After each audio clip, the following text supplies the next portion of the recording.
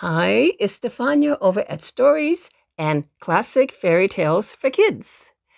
And we're back with another chapter in the story of Uncle Wiggily's Adventures. This is part 7, so if you've missed parts 1 through 6, you'll find them on the channel.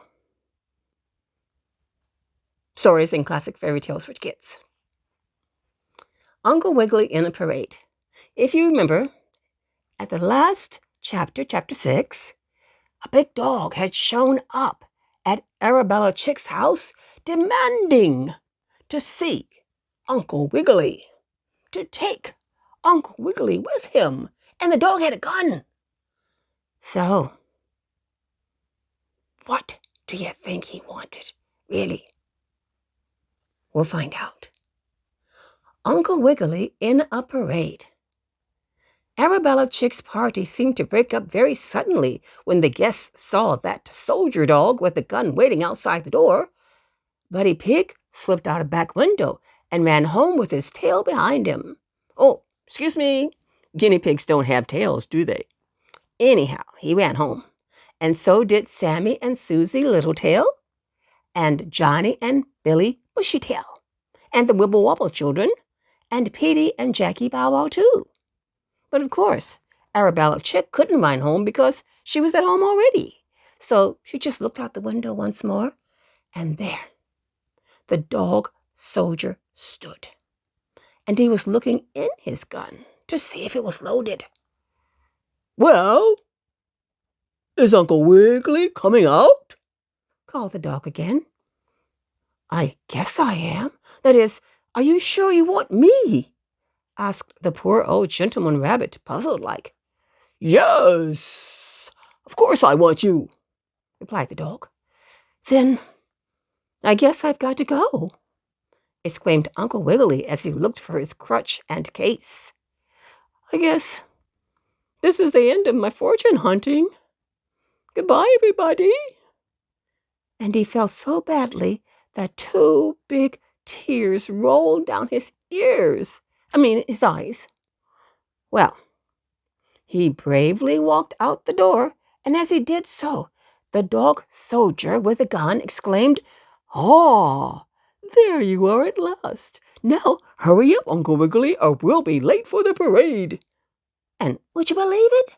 The dog was good, kind old Percival, who used to be in a circus. And of course he wouldn't hurt the rabbit gentleman for anything. Percival just put his gun to his shoulder and said, "Come on now, we'll get in the parade now." "Parade? What parade?" asked Uncle Wiggily. "Oh my, how you have frightened me." "Why, the Decoration Day parade," answered Percival.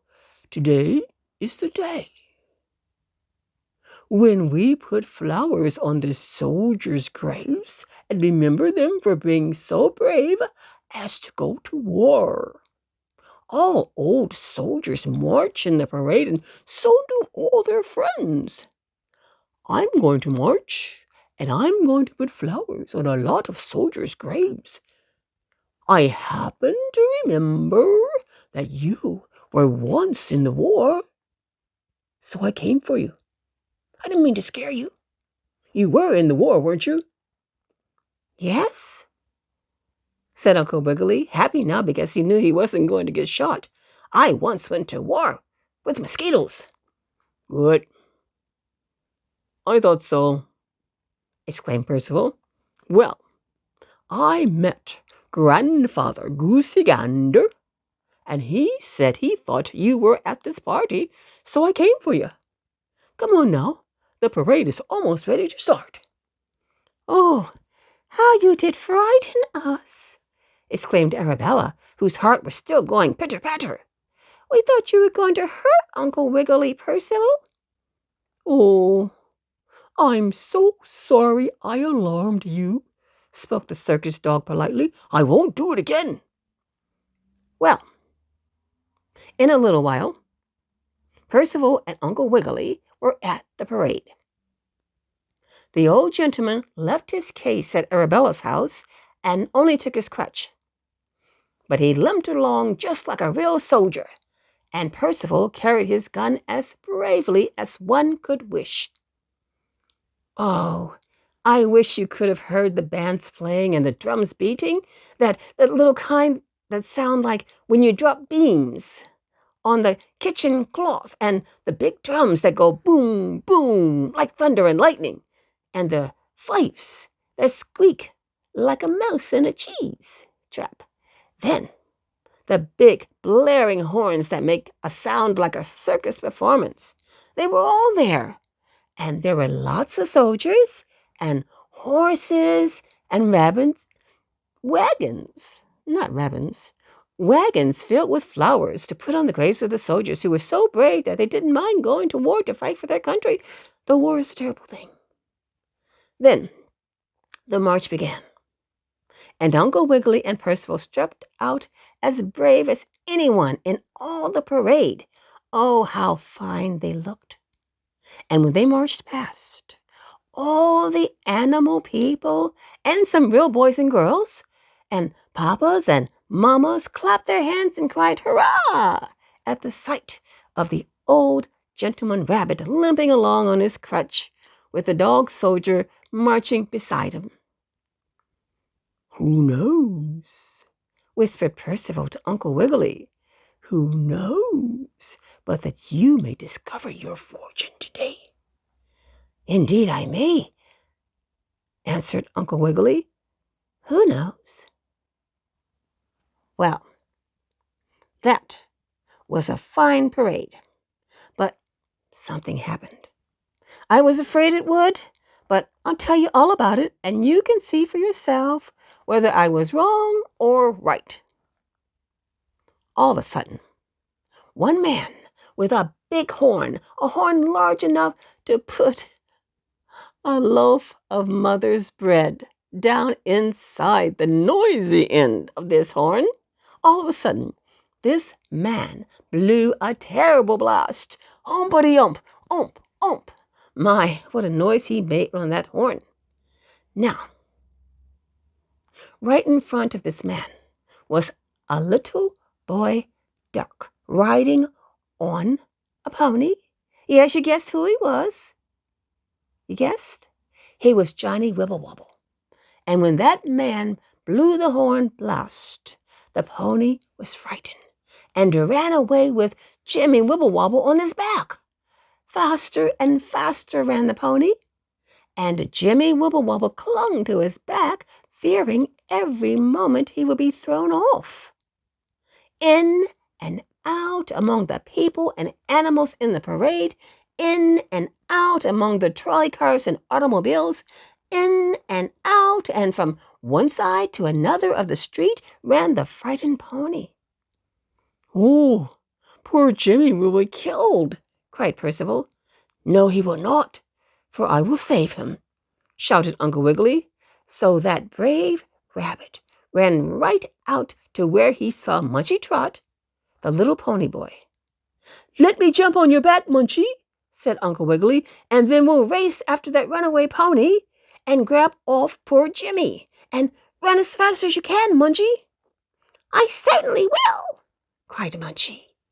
So Uncle Wiggily got on Munchie's back, and away they started after the runaway pony.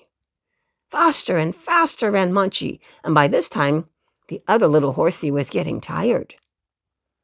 Jimmy was still clinging to his back and asking him not to run so fast, but the pony was so frightened he didn't listen to the duck boy.